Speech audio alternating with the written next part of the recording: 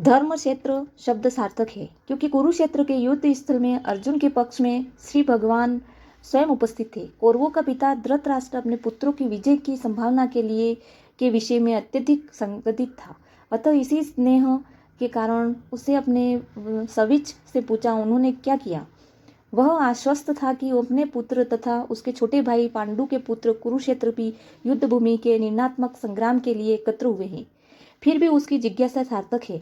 वह नहीं चाहता था कि भाइयों में कोई समझौता हो, अतः वह युद्ध भूमि में अपने पुत्रों की नियति, भाग्य, भावी के विषय में आश्वस्त होना चाह रहा था। क्योंकि यह युद्ध को कुरुक्षेत्र में लड़ा जाना था, जिसका उल्लेख ने वेदों में स्वर्ग के निवासियों के लिए भी तीर्थ स्थल के रूप में हुआ है। अतः धृतराष्ट्र अत्यंत भयभीत था कि इस विचित्र स्थल का युद्ध के परिणाम पर न जाने कैसा प्रभाव पड़े। उसे भली भांति ज्ञात था कि इसका प्रभाव अर्जुन तथा पांडु के अन्य पुत्रों पर अत्यंत अनुकूल पड़ेगा, क्योंकि स्वभाव से वे सभी पुण्यात्मा थे।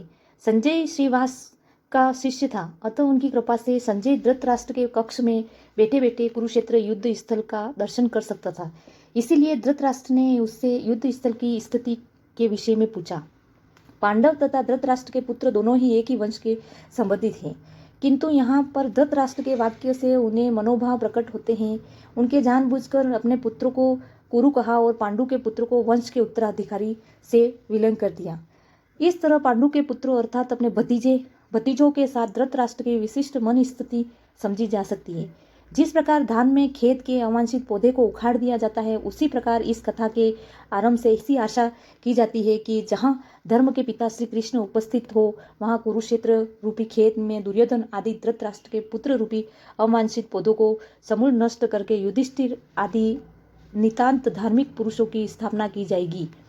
यहाँ धर्म क्षेत्र तथा कुरुक्षेत्र शब्दों की उनकी ऐतिहासिक तथा वैदिक महत्वता के अतिरिक्त यही सार्थक है।